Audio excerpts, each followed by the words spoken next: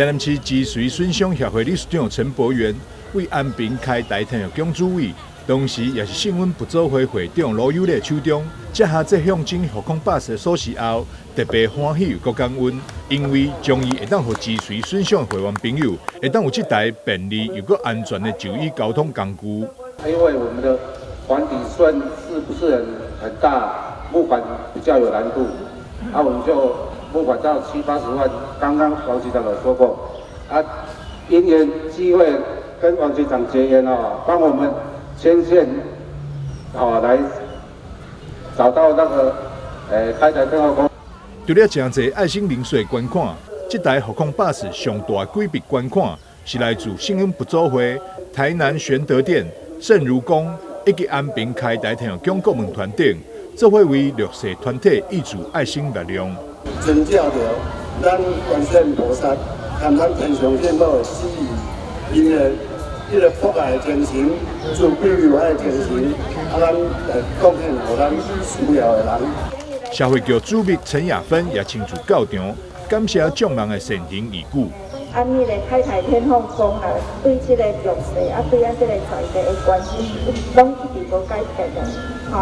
今日呢，这个复康巴士，坦白讲啦，对咱的市民迄个贡献真大啦。这样的一个复康巴士的一个捐赠也让我们比较行动不便的一个弱势人能够到医院去，能够有比较好的接送方式